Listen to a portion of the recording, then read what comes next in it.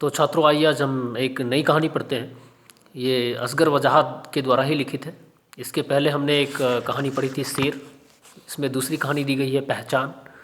इसको पढ़ते हैं। पहचान नामक कहानी के माध्यम से लेखक जो है ये बताने का प्रयास करते हैं कि एक राजा है जो कि अपने राज्य में कई अलग अलग तरह के फरमान जारी करता है, आदेश देता रहता है। उस आदेश के अनुसार जनता को उस आदेश का पालन करना पड़ता है। कभी वो अपनी जनता को आंखें बंद करने को कहता है, तो कभी होठ सिलने को कहता है। वो चाहता है कि जनता उसका विरोध ना करे और पूरा का पूरा ध्यान काम में लगाए, और जितना काम करेगी जनता, जितना परिश्रम करेगी, उसका लाभ उसको मिलता रहेगा। बिना विरोध के वह लगातार फ़ायदा उठाते रहना चाहता है, इसलिए वह जनता की आंखों पे धूल झोंक कर और अपनी मनमानी करता रहता है, जिससे उसको रोकने वाला कोई नहीं रहता है। तो आइए पार्ट में क्या दिया गया है इस कहानी को देखते हैं और ज़्यादा से ज़्यादा जानकारी हासिल करने का प्रयास करते हैं। तो राजा के विषय में बताया जाता है कि राजा हुक्म देते हैं, पहला हुक्म देते हैं कि सभी अपनी आंखें बंद कर लें, और अगर आंखें बंद कर लेंगे तो कुछ देख नहीं पाएंगे और ज़्यादा से ज़्यादा वो काम कर पाएंगे, जिससे उत्पादन की क्षमता बढ़ती चली जाएगी।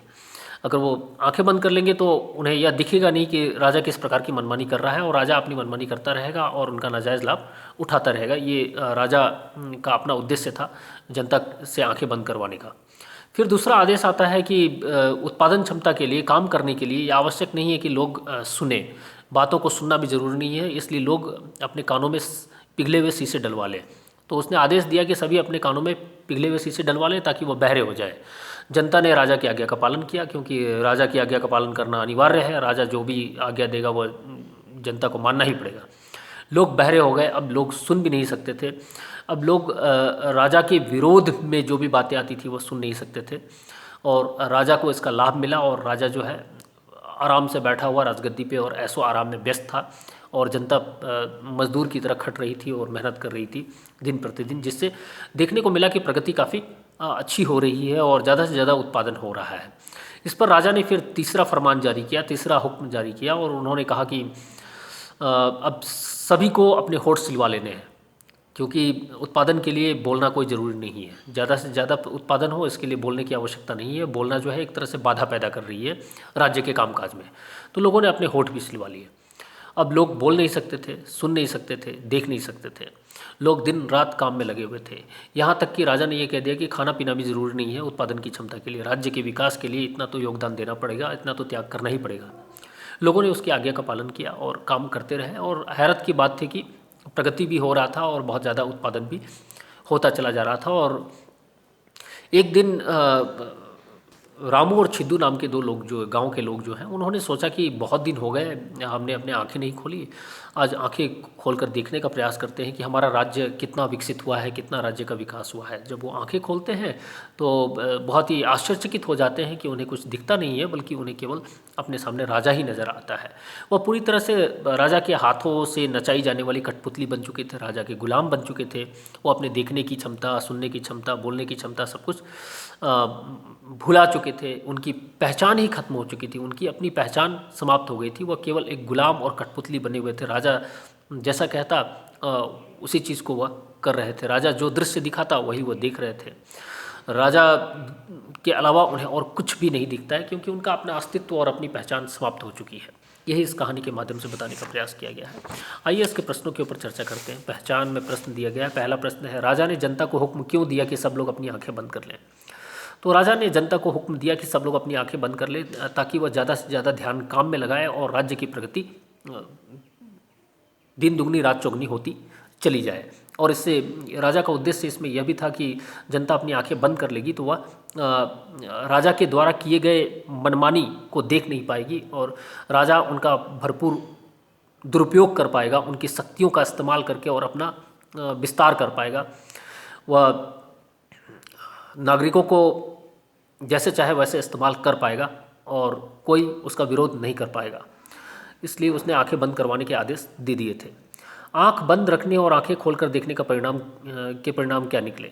तो देखिए, आंखें बंद करने के वजह से राज्य में जितनी भी जनता थी वह पूर्ण रूप से राजा के द्वारा किए गए कार्यों को देख नहीं पाती थी। राजा अपनी मनमानी कर रहा था, उनका शोषण कर रहा था, उनके ऊपर अत्याचार कर रहा था, उनकी शक्तियों का दुरुपयोग कर रहा था, और राज्य की प्रगति से जितना भी धन मिल रहा था वो अपने लिए इस्तेमाल कर रहा था, अपनी मौजी मस्ती के लिए और अपने ऐशो आराम के लिए।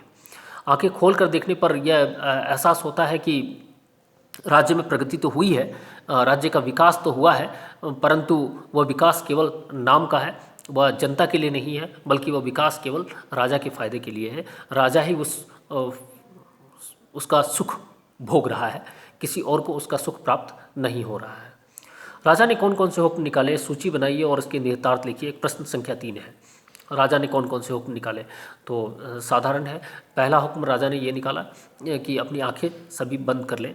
इसके पीछे उद्देश्य यह था कि लोग राजा के द्वारा किए गए मनमानी को देख नहीं पाएंगे और वह उसका विरोध नहीं कर पाएंगे। दूसरा हुक्म निकाला कि लोग अपने कान में पिघले हुए शीशे डलवा लें ताकि वह बहरे हो जाएं, और बहरे हो जाएंगे तो वह राजा के विरोध में होने वाली बातों को सुन नहीं पाएंगे और पूरा पूरा ध्यान काम में लगाएंगे, और जिससे उत्पादन क्षमता बढ़ती रहेगी।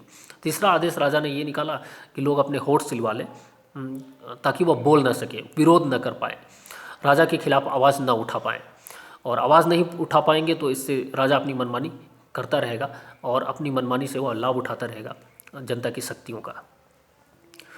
चौथा प्रश्न है, जनता राज्य की स्थिति की ओर से आंखें बंद कर ले तो उसका राज्य पर क्या प्रभाव पड़ेगा।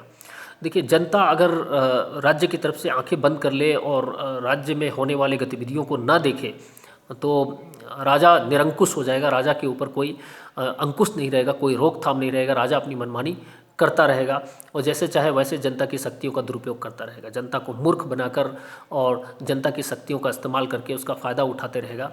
वो अपनी मनमानी करता रहेगा, जनता के ऊपर अत्याचार करेगा, अन्याय करेगा, कोई उसको रोकने टोकने वाला नहीं रहेगा और वह राज्य जो है वो पूरी तरह से निरंकुश हो जाएगा, हाथ से बाहर चला जाएगा और ऐसे राज्य में कभी भी जनता की भलाई नहीं हो पाएगी जहाँ जनता अपनी आंखें बंद कर ले। जनता का यह कर्तव्य है कि वह राजा के द्वारा किए गए हर एक गतिविधि को ध्यानपूर्वक देखे, उसका निरीक्षण करे और जिन नियमों में उसको कमी का एहसास होता है उसका विरोध करे, परंतु वो विरोध नहीं करेगी तो राजा मनमानी करना शुरू कर देगा।